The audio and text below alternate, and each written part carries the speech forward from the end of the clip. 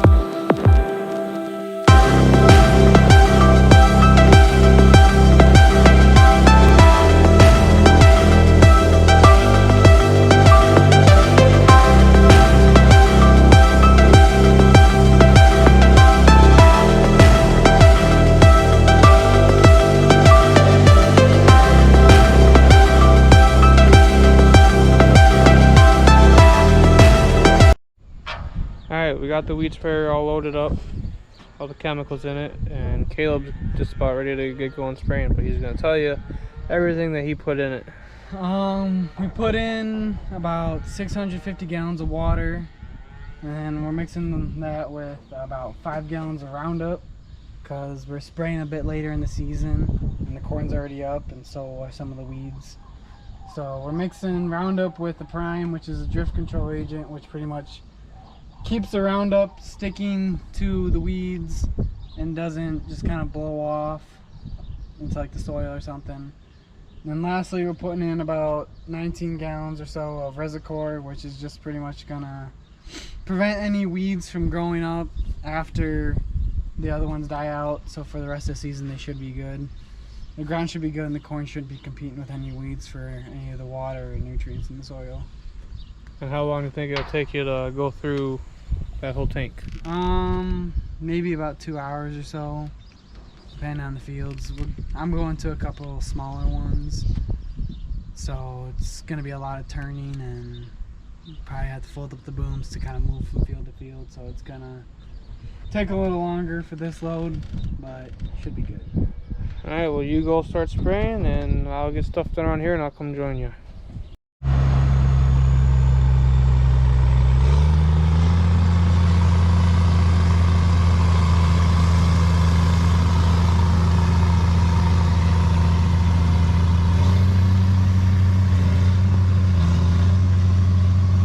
You can vaguely see the water and chemical coming out.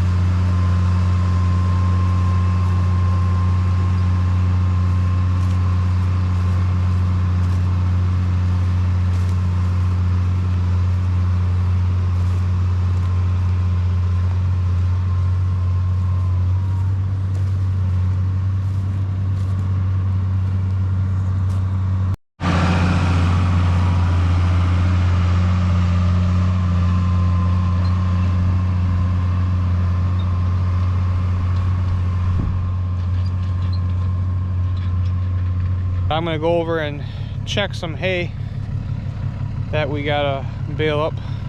It's all about the same farm, so let's go.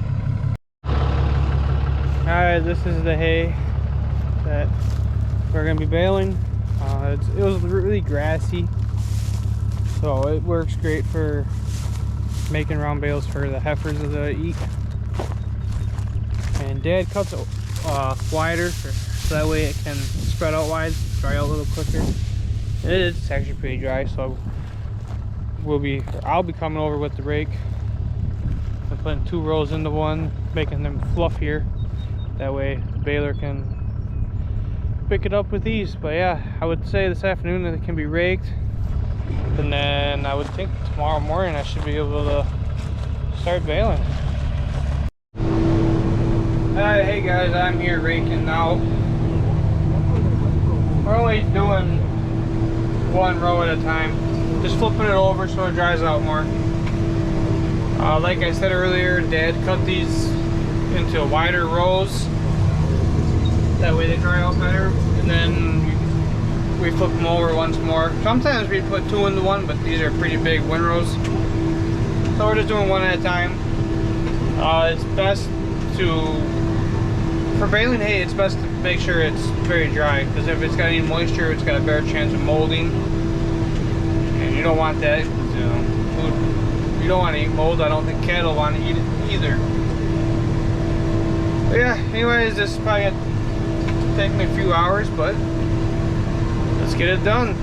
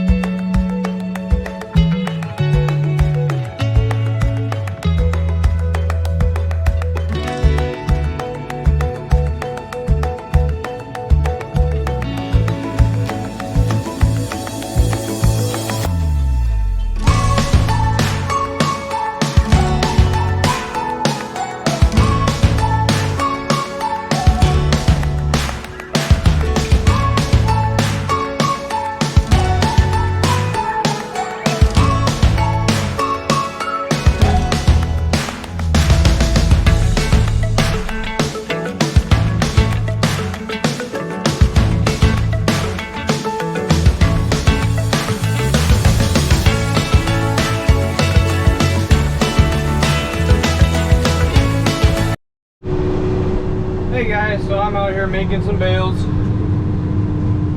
The weather's actually perfect for this. It's very hot. That's the only downfall.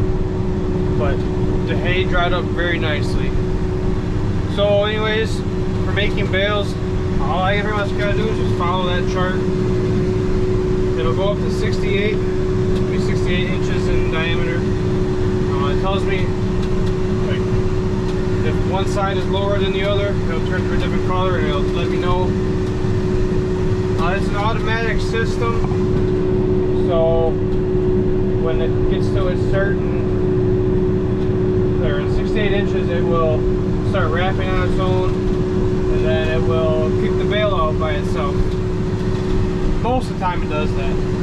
Sometimes I do have problems where I gotta manually kick the bale out. You can see that left side is a little low, but all that means is I gotta move over a little bit and it'll flow right out.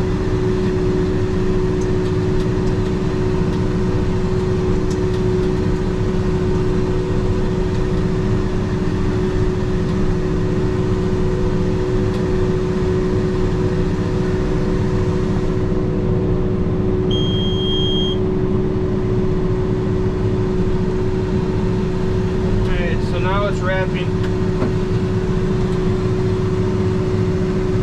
and a few times today I have actually had a few problems with it kicking itself out, so I might have to manually do it, but we'll find out.